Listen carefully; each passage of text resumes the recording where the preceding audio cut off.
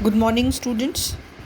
Students, today we are going to begin a new text from our syllabus, and the title of this book is The Battle of the Books, written by renowned English author Jonathan Swift. Students, let us first come to know very briefly about life and achievement of Jonathan Swift.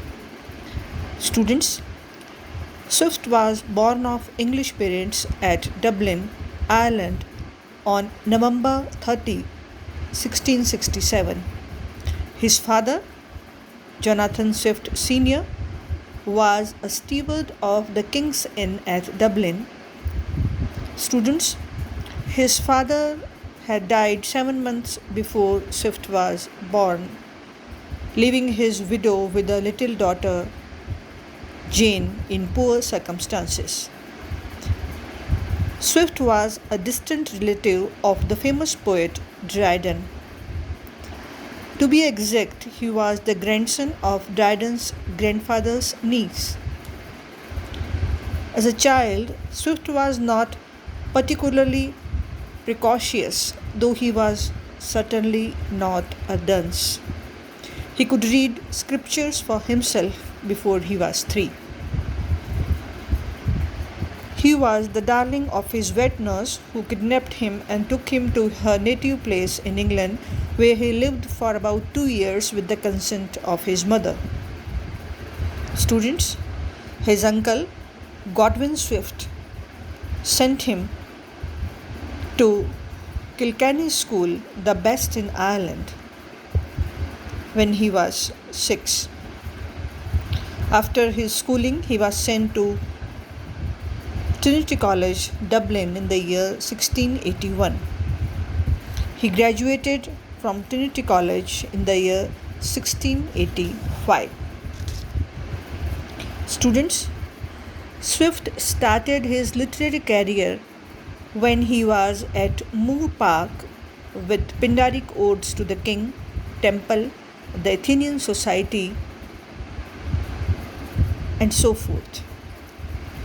Swift turned to prose and wrote, presumably in 1697-98, his famous prose satires, A Tale of a Tub, The Battle of the Books, and the less known The Mechanical Operations of the Spirit. They were published together as late as 1704. The first of them was meant to be a satire on the numerous and gross corruptions in religion and learning.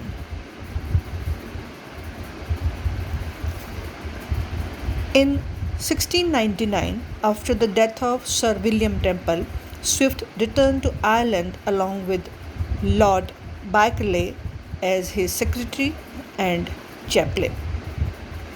Students, returning to England from Ireland in the year 1701, Swift found the country in the midst of a political crisis. In the first instance, he joined hands with the Whigs and wrote on their behalf his first political pamphlet, A Discourse of the Dissensions in Athens and Rome. Later, however, in 1710, he joined the Tories with Harley as their leader. Students, Swift was in love with the land of his birth, though his parents hailed from England. It has been said that he had an English mind and an Irish heart. In the year 1726, the most famous of Swift's book, Gulliver Travels, was published. In it, he savagely indicted that animal called man. It is a terrible but well calculated satire on all the activities and attributes of mankind, not sparing even the human body. Students, few men of letters have been bundles of as many as obvious contradictions and oddities as Swift. He loathed his memory of his uncle who had given him the best possible education. He worshipped and rebuked by turns his patron Sir William Temple. He loved and scorned Ireland. He was crazily parsimonious and abundantly liberal with his money. Swift was not too handsome. He kept suffering from ill health, particularly fits of dizziness from childhood right up to his death.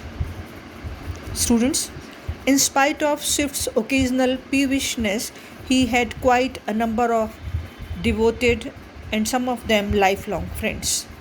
Along with Gay and Pope, the names of Arbuthnot and Edison could be included. Ford and Bolingbroke too can be mentioned as friends of Jonathan Swift. There is evidence that, on the whole, Swift was considerate and accommodating to his friends. Here, I would like to quote Sir Henry Craik, what he says about this aspect of Swift's nature. I quote, "His relations to his literary and political friends were the more close and cordial because he had himself so little of those small jealousies that are apt to pervade such circles. He could bear with the petty vanity of Pope. He clung to Edison in spite of party differences, encouraged the helplessness of Gay, condoned the ostentation and insincerity that marred the brilliancy of Bolingbroke. Imperious in his attitude towards his fellow men, disdainful of human foibles, he yet forgot his harshness and his scorn in his love of those who were his chosen friends." Students, the last years of Swift's life witnessed his decline in both body and mind. Since his childhood, he had been enjoying but indifferent health. He died in 1745 and was buried in St. Patrick's. On his grave, we can find the following inscription. It says, "Here is laid the body of Jonathan Swift, D.D., Dean of this cathedral, where savage anger can no longer rend his soul. Go, traveller, and, if you can, imitate with all your might this vigorous upholder of freedom." He died in the year 1745 on October 19, aged 78. So, students, this was a brief biography of Jonathan Swift. In our next class, we will be analyzing the text of Battle of the Books. Thank you very much.